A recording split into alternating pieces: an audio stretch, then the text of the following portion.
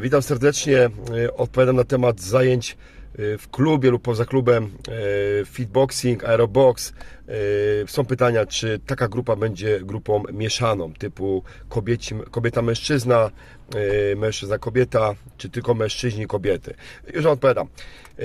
Na prośbę chłopaków, tak, najbardziej grupa musi być mieszana. Nie wiem jak panie, niech się do tego stosunkują.